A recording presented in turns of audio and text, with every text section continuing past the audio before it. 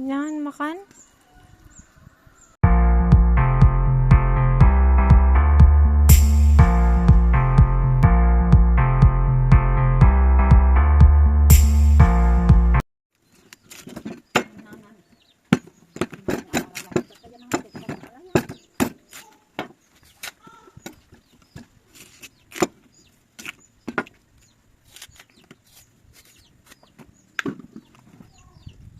Kitaon niya ni CJ. Ang samot makmakan dahil ako ni gasol da. Kapay agboarding ni CA. Amo pa agboarding ni CA. Kat.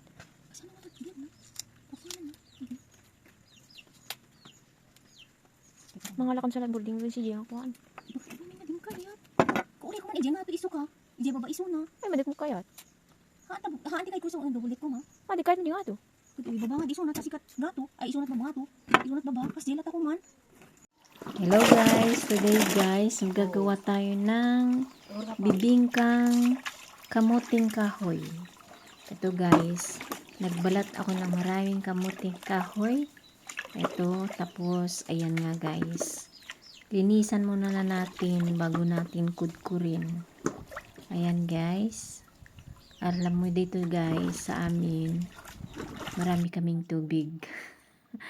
Spring po ang aming tubig, kaya want to sawa kami. Pero pag gabi to, wala na kaming tubig kasi pinapatay nila. Sa mga iba na naman siya pupunta, kaya araw lang kami may tubig, kaya nag-iipon din kami ng araw para pag gabi meron din kaming gagamitin. Ayan na guys, lilinisan natin ng maayos ng ating kamuting kahoy. Ganito sa amin guys, malalaki ang aming kamuting kahoy. Ayan guys, linis lamang tayo bago tayo magkudkud. Ang magkudkud ang pinakamahirap dito guys, sobrang hirap ang kudkuran.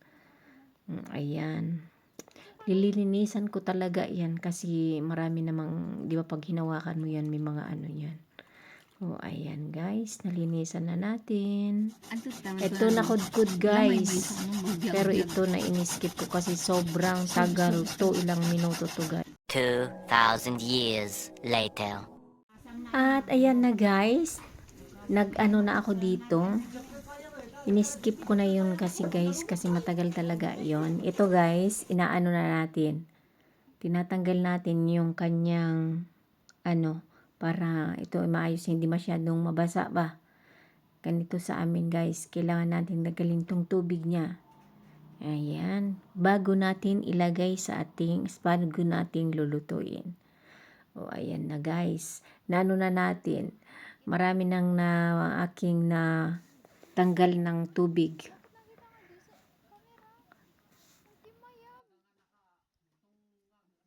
Ulit.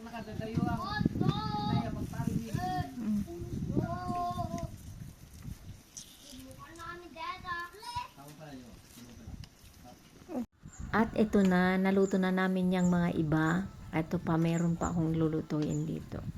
Maraming gusto to guys, parang 6 atan luto to. Nagawa ko. O, ayan guys.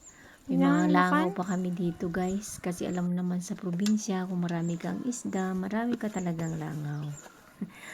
Normal na sa amin yan. Huwag lang pumasok sa aming bibig ang mga langaw. Ayan na. Niluluto ko na guys.